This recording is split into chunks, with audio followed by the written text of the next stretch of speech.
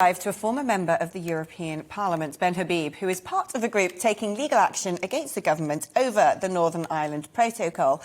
Ben, what did you make of what Lord Frost had to say earlier? Was it reassuring? He's admitted that it was made in haste. If we bend our minds back to the post-referendum years, and especially coming up to the deadline of the last extension, you can understand, can't you, why the government had to put something in that they now need to desperately revoke?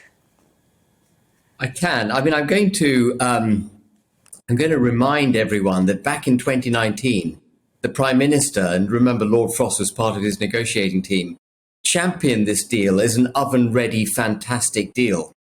So rather like an alcoholic who has to first admit they're an alcoholic before they can recover, it is heartening to hear Lord Frost eventually reveal that actually this deal was never a good deal, that it always broke the United Kingdom, put a border down the middle of it, stuff that actually, Alex, you and I both said back in 2019.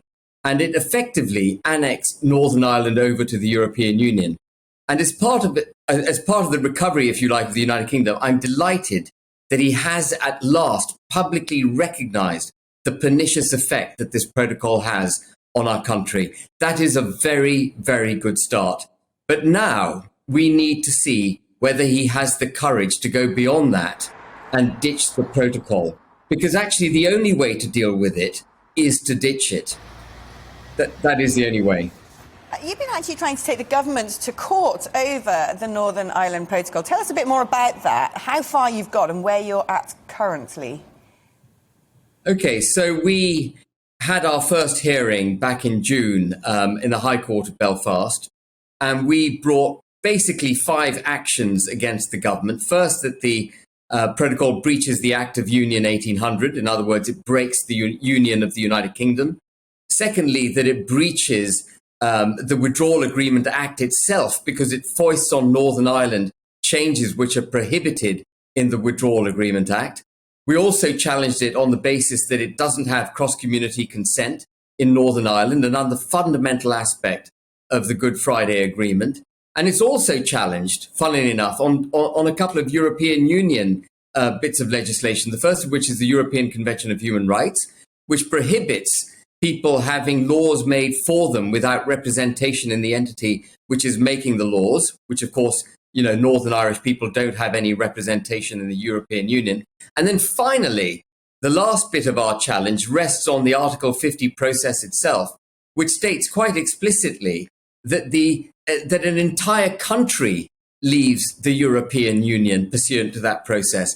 And actually what we've got is Great Britain more or less leaving, but with Northern Ireland remaining behind in the European Union. So we've got 5 points of action against the government. Now, when that was heard in the High Court in Belfast, every one of those points was rejected by Justice Colton, who, by the way, had stood previously as an SDLP candidate.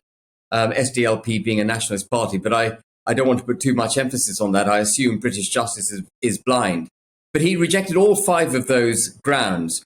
The one area, though, which he did admit, and very importantly, I think, from our perspective, that the protocol is having a negative effect on the United Kingdom, was that he stated clearly that the people of Northern Ireland, as a result of the protocol, are no longer on an equal footing with other British citizens. In other words, the union of the United Kingdom has been broken.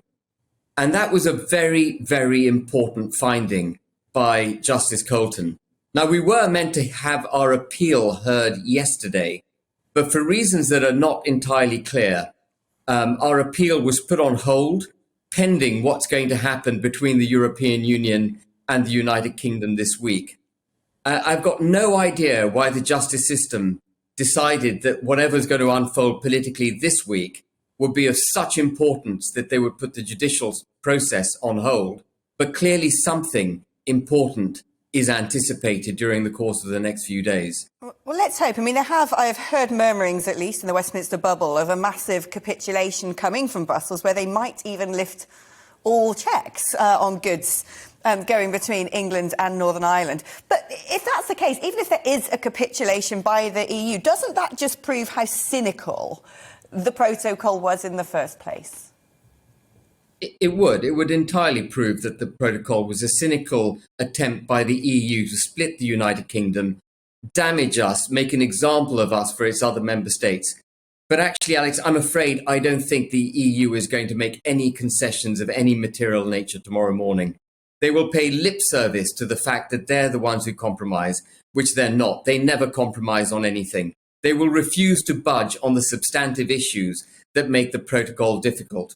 And I'm very heartened by Lord Frost insisting that the Court of Justice of the European Union is removed from its supreme authority over the protocol.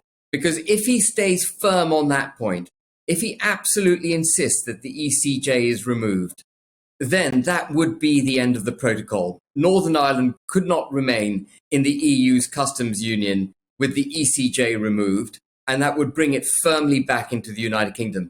So I just hope that this is not another false promise by the Conservative Party, and we've had many, many of them over Brexit. I hope that Lord Frost is sincere and that he has the courage, the vision, the planning to insist that the European Court of Justice is removed and that the United Kingdom's union is protected.